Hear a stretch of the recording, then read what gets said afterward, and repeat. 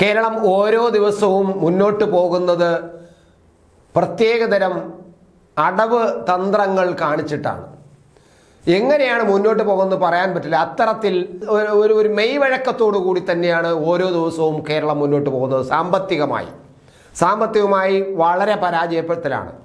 ഉദ്യോഗസ്ഥന്മാർക്ക് ശമ്പളം കൊടുത്തു കഴിഞ്ഞാൽ പിന്നീട് ഖജനാവ് എന്നത് കാലിയാണ്. എന്തെങ്കിലും തരത്തിൽ ഈ ശമ്പളം കൊടുക്കാൻ നേരത്തെ എവിടെന്നെങ്കിലും കുറേ കടം മറിച്ചും അല്ലാതെയുമൊക്കെ ബാങ്കുകളിൽ നിന്നോ ക്ഷേമനിധിയിൽ നിന്നോ ഒക്കെ പണം ഊറ്റിയെടുത്തിട്ട് ഖജനാവിൽ കൊണ്ടുപോയിക്കുകയും ഖജനാവിൽ ആ പണം കാണിച്ചിട്ട് ശമ്പളം കൊടുക്കുകയും ചെയ്യുന്നു. അത് കഴിഞ്ഞാൽ പിന്നെ ഒരൊറ്റ പ്രവർത്തനം പോലും ജനങ്ങളുടെ കയ്യിൽ നിന്ന് ഉണ്ടാകാൻ പോകുന്നില്ല. മാത്രമല്ല ഡിസംബർ മുതൽ ഇപ്പോൾ പൊതു തെരഞ്ഞെടുപ്പ് നടക്കുന്നത് കൊണ്ട് ഡിസംബർ മുതൽ എല്ലാ കാര്യങ്ങൾക്കും വില കൂടാൻ പോവുകയാണ്. വൈദ്യുതിയുടെ വില കൂടുന്നു. അത് കഴിഞ്ഞിട്ട് സർക്കാരിൻ്റെ സേവന പ്രവർത്തനങ്ങൾക്ക് വില കൂടുന്നു. പോലീസിൻ്റെ സേവനങ്ങൾ നമുക്ക് ആവശ്യമുണ്ടെങ്കിൽ അതിൻ്റെ ചാർജ് കൂടുന്നു. നമുക്കിനി ഒരു മൈക്ക് ഓർഡർ വാങ്ങിക്കണമെങ്കിൽ അതിൻ്റെ ചാർജ് 50% കൂടുന്നു.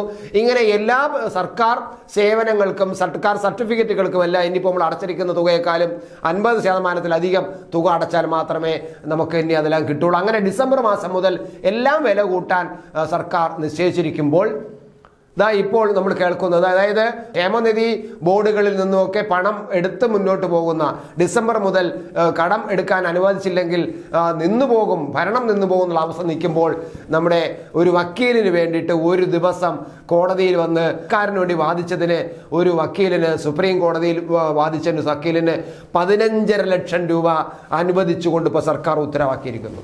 നമ്മുടെ ധനകാര്യ വകുപ്പ് കൊടുത്തിരിക്കുകയാണ്. നയതന്ത്ര ചാനൽ വഴി സ്വർണ്ണക്കടത്ത് നടത്തിയ കേസിലെ വിചാരണ കേരളത്തിൽ നിന്നും ബാംഗ്ലൂരിലേക്ക് മാറ്റണമെന്ന എൻഫോഴ്സ്മെന്റ് ഡയറക്ടറേറ്റിന്റെ ഹർജിക്കെതിരെ സുപ്രീം കോടതിയിൽ കേരളത്തിന് വേണ്ടി ഹാജരാകുന്ന മുതിർന്ന അഭിഭാഷകൻ കപിൽ സിബലിനാണ് ഫീസ് ഇനത്തിൽ 15.5 ലക്ഷം രൂപ 15.50 ലക്ഷം രൂപ അനുവദിച്ച് സർക്കാർ ഇപ്പോൾ തീരുമാനിച്ചിരിക്കുന്നത്.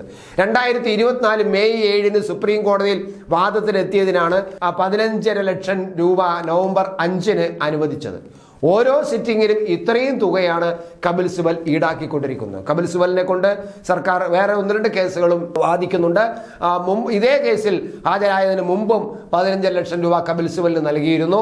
എൻഫോഴ്സ്മെന്റ് ഡയറക്ടറേറ്റ് PS സരിത്തും മറ്റുള്ളവരും എന്ന TP ക്രിമിനൽ 449/2022 എന്ന കേസിൽ ഹാജരായതിനാണ് ഫീസ് ഇനത്തിൽ 15.50 ലക്ഷം അനുവദിച്ചിരിക്കുന്നത്. അഡ്വക്കേറ്റ് ജനറൽ തുടർ നടപടികൾ സ്വീകരിക്കണമെന്നും അഡീഷണൽ ലോ സെക്രട്ടറി N ജീവൻ പുറത്തിറക്കിയ ഉത്തരവിൽ പറയുന്നുണ്ട്. സെപ്റ്റംബർ 3 കേസിന്റെ വിചാരണ നടന്നെങ്കിലും കപിൽ സിബൽ ഹാജരായിരുന്നില്ല. ഇക്കാര്യം ചൂണ്ടിക്കാട്ടി കേസ് മാറ്റിവെക്കണമെന്ന് സ്റ്റാൻഡിംഗ് കൗൺസിൽ CK ശശി ആവശ്യപ്പെട്ടതോടെ കേസ് പിന്നീട് പരിശോധിക്കാൻ മാറ്റി. കടമെടുപ്പ് പരിധിയിൽ നിയന്ത്രണം ഏർപ്പെടുത്തുന്നതിൽ കേന്ദ്ര സർക്കാരിനെതിരെ നൽകിയ ഹർജിയിലും കേരളത്തിന് വേണ്ടി സുപ്രീം കോടതിയിൽ ഹാജരാകുന്നത് കപിൽ സിബൽ തന്നെയാണ്. അതിനു വേണ്ടിയിട്ട് ഇതുവരെയായിട്ട് 90,50,000 രൂപ ഇതുവരെ കേസിൽ ഫീസായി കൊടുത്തിട്ടുണ്ട്. ഇതോടൊപ്പം തന്നെ കേസിന് 31 ലക്ഷവും കൂടിയായതോടെ 2 കേസുകളിൽ മാത്രം കപിൽ സിബലിന് ഇതുവരെ നൽകിയത് 1,21 ലക്ഷം രൂപയാണ്.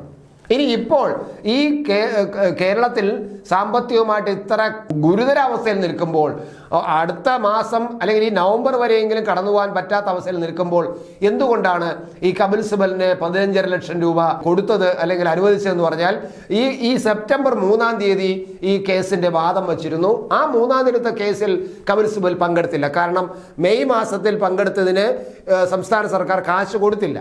അതുകൊണ്ട് അയാന്മാർ കാശും കൊണ്ട് വരട്ടെ, എന്നിട്ട് ഞാൻ ഹാജരാകാം എന്ന് പറഞ്ഞ് കപിൽ സിബൽ മാറി നിൽക്കുകയായിരുന്നു. അപ്പോൾ അതുകൊണ്ട് സെപ്റ്റംബർ 3 കേസ് കപിൽ സിബൽ ഹാജരാകാത്തതുകൊണ്ട് കേസ് മാറ്റിവെച്ചു. അപ്പോൾ ഇനി അടുത്ത ദിവസം കപിൽ സിബൽ ഹാജരാവുകയാണെങ്കിൽ പഴയ പൈസ കൊടുക്കണം. അതുകൊണ്ട് പഴയ പൈസ കിട്ടാത്തത് കൊണ്ടാണ് ഇപ്പോൾ ആ പൈസ 15.5 ലക്ഷം രൂപ കൊടുത്തത്. ഇനി അടുത്ത സിറ്റിങ്ങിൽ കപിൽ സിബൽ ഹാജരാകും. അപ്പോഴും അതിനും 15 ലക്ഷം കൊടുക്കേണ്ടി വരും. അങ്ങനെ സ്വർണ്ണക്കടത്ത് കേസിലെ തുടർ വിചാരണ കേരളത്തിൽ നിന്നും ബാംഗ്ലൂരിലേക്ക് മാറ്റണമെന്ന് ആവശ്യപ്പെട്ട് 2022 ഒക്ടോബറിലാണ് ED സുപ്രീം കോടതിയെ സമീപിച്ചത്. കേസ് അട്ടിമറിക്കാൻ കേരള സർക്കാരും പോലീസും സമരം നടത്തുന്നുവെന്നും ചൂണ്ടിക്കാട്ടിയാണ് കേരളത്തിൽ നിന്നും വിചാരണ മാറ്റണമെന്ന് ED ആവശ്യപ്പെട്ടത്. ആരോപണം മുഖ്യമന്ത്രിക്ക് എതിരെയാണെന്ന് ED വ്യക്തമാക്കി. തുടർന്ന് സംസ്ഥാന സർക്കാർ കേസിൽ കക്ഷി ചേരുകയായിരുന്നു.